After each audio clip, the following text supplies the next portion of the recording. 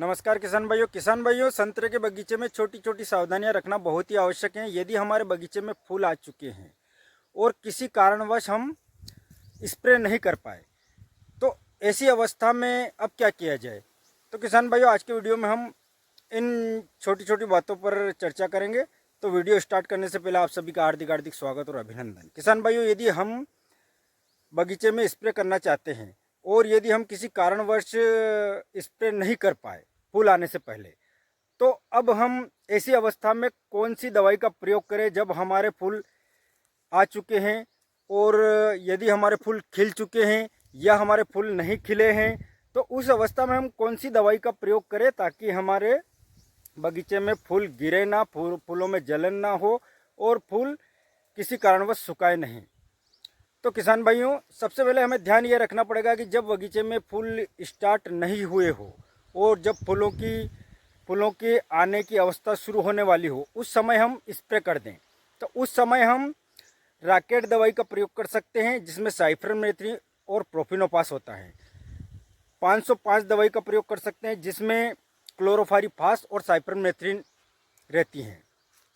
लेकिन दोस्तों जब हमारे बगीचे में फूल आ चुके हैं उस अवस्था में हम यदि उस दवाई का प्रयोग करेंगे तो हमारे फूलों में जलन होगी, फूल जल जाएंगे और फूलों में गिरने की संभावना रहेगी, क्योंकि दोस्तों इन दो दवाइयों में साइपरमेथ्रिन रहती हैं। तो किसान भाइयों अब क्या करें यदि हमारे फूल आ चुके हैं और हम स्प्रे नहीं कर पाए और हमारे बगीचे में लार्वा की समस्या है और थ्रिप्स की समस्याएं हैं, मच्छर उड़ने लगे हैं, तो हम क्या करें। तो ऐसी अवस्था में दोस्तों आप प्रयोग करें क्लोरोफारीफास, केवल सिंगल फार्मूले वाली क्लोरोफारीफास का प्रयोग कर सकते हैं जिसमें साइपरमेथ्रिन नहीं रहती हैं। उसका प्रयोग आप करें, उससे बहुत ही बढ़िया बेहतरीन रिजल्ट मिलेगा।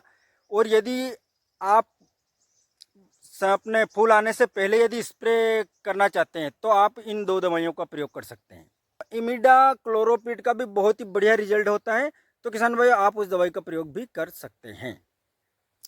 किसान भाइयों एक लेमडासाई हेलोथ्रिन जो सिजेंडा कंपनी के कराटे में आती है वो भी बहुत ही बढ़िया कारगर दवाई है।